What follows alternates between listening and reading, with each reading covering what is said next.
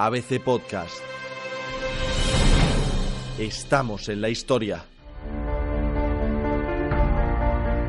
El 4 de abril de 1741, a bordo de la Galicia, nave capitana de la defensa española de Cartagena de Indias, el virrey Sebastián de Eslava y el teniente general de Marina Blas de Lezo dirimen cara a cara sus diferencias sobre el mejor modo de contener el ambicioso ataque inglés, comandado por Edward Vernon. Es un momento clave. El virrey Eslava tratará durante años de demostrar que Blas de Lezo actuó con cobardía en los días de la batalla que estaba a punto de estallar. Por el momento, ambos debaten sin saber que una bala de cañón alcanzará el camarote de la Galicia en plena discusión. Excelencia, si vamos a abandonar los fuertes de Boca Chica, debemos preparar una evacuación de emergencia, o los ingleses nos cortarán el paso y perderemos en el repliegue muchos hombres necesarios para guardar la plaza. Hay que hacerlo. Lo que hay que hacer es combatir hasta el final en cada posición. ¿El teniente general de Marina tiene aprehensión a las fuerzas de Vernon? Lo que tengo es una pierna, un ojo y un brazo que demuestran lo contrario. Eduardo Vernon y yo nos vimos las caras el año pasado. Eso fue antes de su llegada, Excelencia. Y no hizo falta la presencia de un virrey en Cartagena para que el inglés aprendiera una lección difícil de olvidar. Pues ha olvidado la lección, porque aquí está otra vez, a las puertas de la bahía. Escúcheme, por una vez, como si fuera otro oficial quien llama su atención.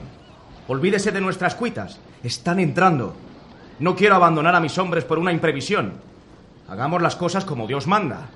Es importante que no nos corten la línea de evacuación si vamos a abandonar la entrada a la bahía. ¿Tanta precaución no será cobardía?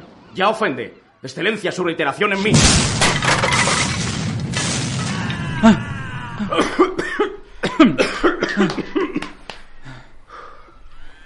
¿Algún herido? Poca cosa. Si antes lo digo. La bala de cañón irrumpió por estribor e impactó en las patas del taburete del virrey Eslava. Ambos están heridos, no graves, con astillas clavadas en la ropa y en el cuerpo. El brazo de Blas de Lezo no temblará durante la batalla, aunque ha sido alcanzado. Esa bala es el anuncio de que todo se acelera, de todo lo que se avecina, de que no hay tiempo que perder. ¿Y por qué estos dos hombres, responsables de la defensa de Cartagena de Indias en medio de una batalla decisiva, dos genios militares a su modo, continúan con su guerra personal? Mariela Beltrán y Carolina Aguado acaban de publicar La última batalla de Blas de Lezo, un libro de referencia sobre la materia. Carolina Aguado es historiadora. Eslava y Lezo son como el choque de dos trenes. Son dos grandes personalidades militares y dos grandes personalidades humanas. Y chocaban en un conflicto de personalidad y en un conflicto de competencias.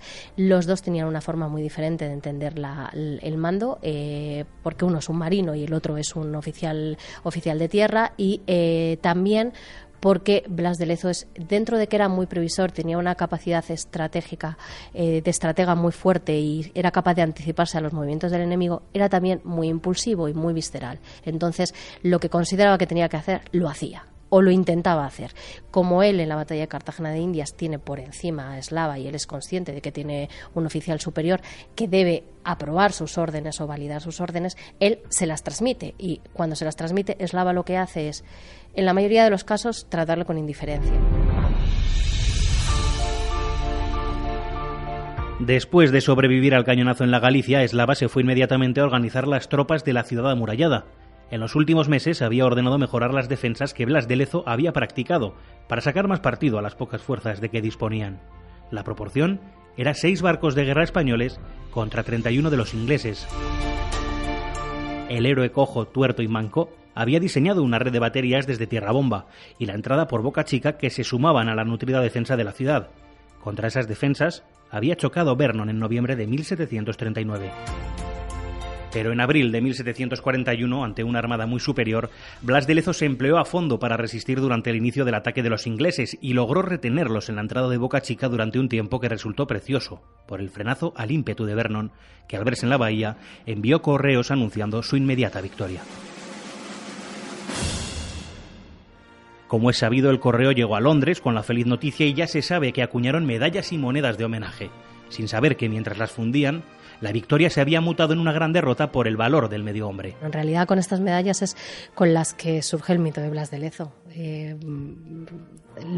Ese mito de Blas de Lezo lo crean los ingleses y lo crean precisamente porque acuñaron unas medallas donde conmemoraban una victoria que nunca se había producido. Durante el tiempo que ganó Blas de Lezo con su resistencia, la malaria se extendió entre la tropa británica y elevó el precio que pagarían en sus intentos de asalto al fuerte que defendía la ciudad. Pero Lezo tuvo que arrastrar una decisión que odiaba como marino, que habría querido evitar: hundir sus propios buques a la entrada de Boca Chica. Contaba con ellos para su plan de repliegue y para montar una segunda línea de defensa. Así que el intento del virrey de acusarle de cobardía fue una lamentable calumnia. De hecho, es una de las mentiras que la popular batalla produjo. Manuel Pérez Villatoro, redactor de ABC Historia. A día de hoy, la historia que se ha generalizado sobre Blas de Lezo no es más que una retahíla de inexactitudes repetidas hasta la saciedad. Para empezar, el medio hombre no se quedó ciego de un ojo combatiendo la guerra de sucesión. Él mismo explicó en una carta que fue mientras luchaba en el Pacífico contra los piratas. Siempre se ha dicho también que bombardeó Barcelona en la guerra de sucesión de 1714. Pero esto no es más que una mentira, porque por entonces no tenía potestad para tomar esa decisión. Sin embargo, las falacias más grandes son las que se refieren a la batalla de Cartagena de Indias. El mito dice, para empezar, que la flota que atacó la ciudad era la segunda más grande desde el desembarco de Normandía, pero la realidad es que han existido otras mucho más potentes.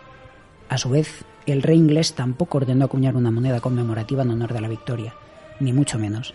Estas fueron creadas por artesanos locales como un mero recuerdo. También se ha dicho que Lezo viajó hasta Cartagena de Indias porque era el mejor militar de España, su arma secreta, pero fue enviado allí realmente porque causaba muchas molestias en la corte. Para terminar, se le suele atribuir la victoria en solitario, pero la realidad es que Sebastián de Eslava fue también determinante y ordenó excavar las trincheras que rodeaban San Felipe de Barajas, las mismas que, según la tradición, hizo el medio hombre.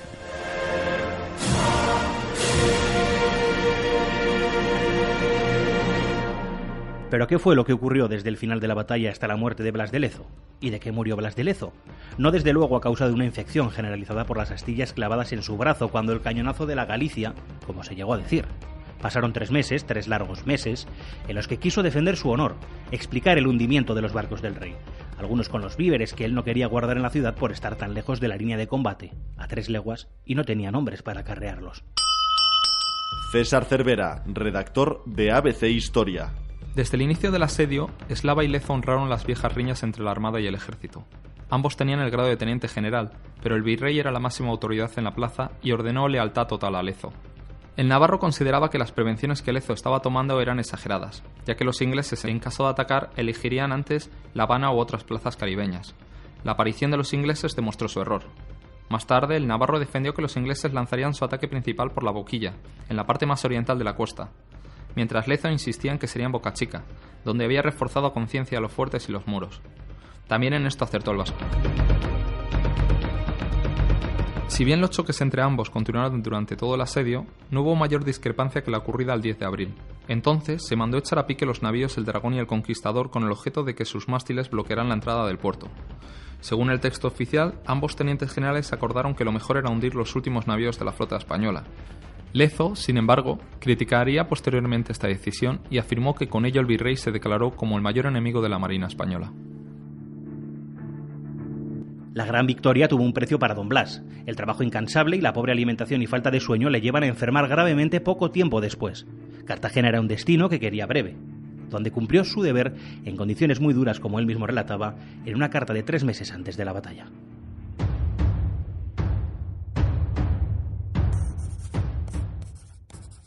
Por fin todo es menos importante que salir de este infierno, en donde para mí estaban guardadas todas las penas y trabajos, aunque hasta ahora, con la satisfacción de haber en lo posible desempeñado mis encargos con aprobación del rey y sus ministros. Y si creyera que esta guerra continúa 2 años más, crea vuestra merced que desde hoy pidiera mi licencia para restituirme a España, y si no me la daban, desertaría sin remedio, que no hay vida para semejantes viajes, ni recompensa que sea equivalente.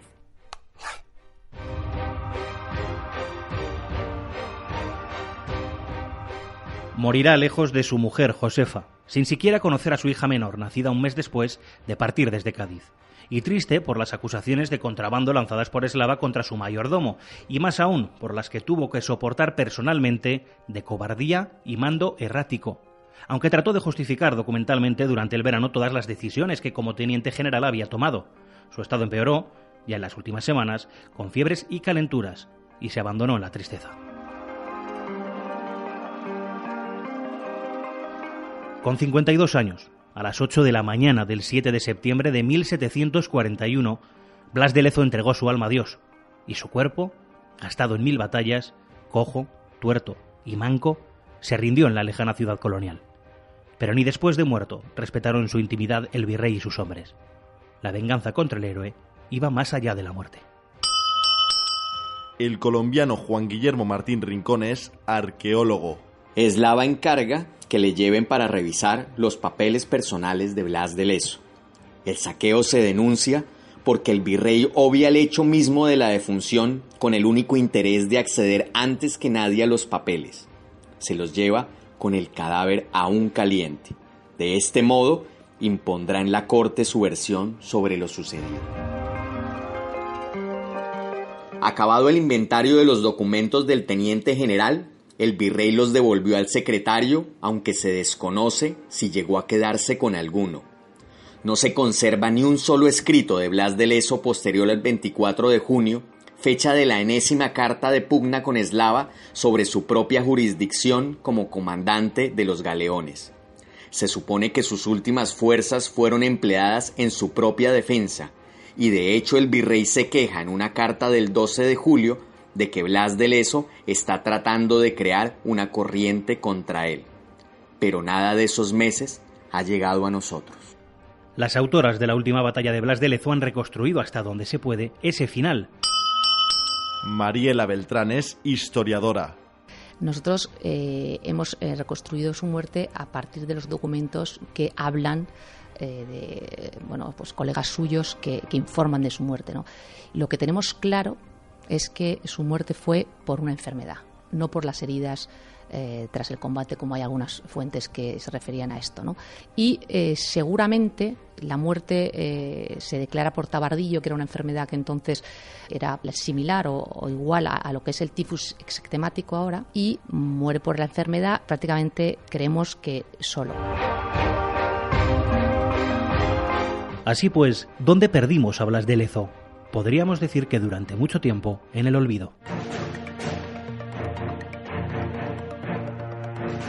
El XIX fue el siglo de los nacionalismos.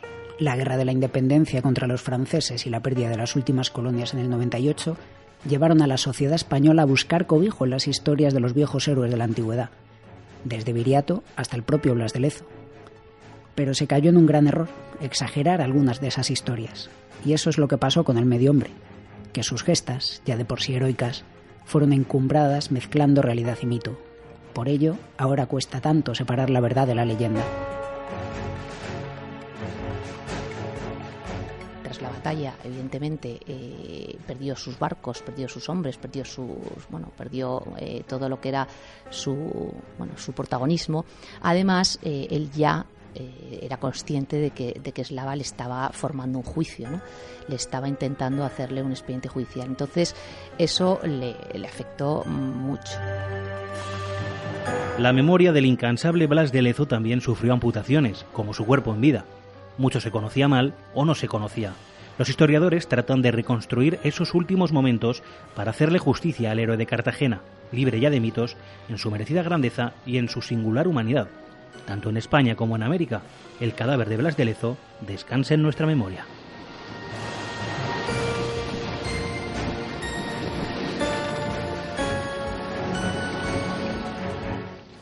ABC Podcast, estamos en la historia, episodio 3, coordinación Raquel Quílez, guión realizado por Jesús Calero, narración a cargo de Diego Moreno, realización y montaje Rodrigo Muñoz, dramatización hecha por los actores Ángel Mauri en el papel de Blas de Lezo y Pedro Manuel Villora en el del Virrey Eslava. También realizado con la colaboración de los redactores de ABC Historia Manuel Pérez Villatoro y César Cervera, del arqueólogo Juan Guillermo Martín Rincón y de las escritoras e historiadoras Mariela Beltrán y Carolina Aguado.